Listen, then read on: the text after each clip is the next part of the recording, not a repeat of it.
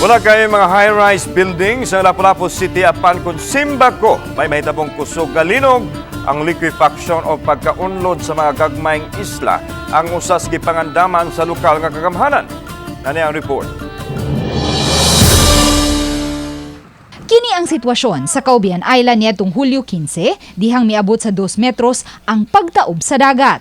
Ang tubig dagat nisulod na sa kabalayan nga daw nahimo ng mga floating cottage. Matod ni Najel Banyasya, pangu sa Disaster Risk Reduction and Management Office sa Lapu-Lapu City, nga kung Simbako adunay kusog nga linog nga mahitabo, ang mga gagmayng isla ang namiligrong makasinati og liquefaction o pagkaunlod. Sa niaging linog sa Bohol, nakita sila nga ni os-os doon ay liquefaction nga nahimo o nahitabo sa Caubian. So, muna ang intervention niya na is engineering.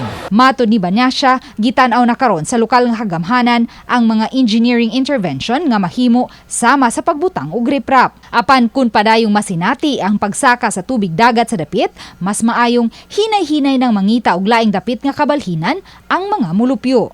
Ang Santa Rosa Port sa Olango Island ug ang isla sa Panganan parehong gisanapan usab sa tubig dagat niadtong Hulyo 15. Sa Pigasbahin, subling pahinumdom sa taga-DRRMO sa publiko nga batasano na ang pagpahigayon og quarterly earthquake simulation drill ug maghimo og disaster plan kung ugaling adunay dagkong mga kalamidad nga mahitabo sama sa linog.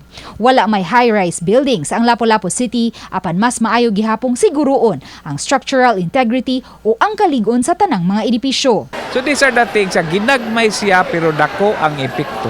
Importante magbansay-bansay o magplano unsay buhaton panahon sa linog. Kay ang linog dili magpahibaw. Uban ni Marlon Melgazo, Luan Merondina, Balitang Bisda.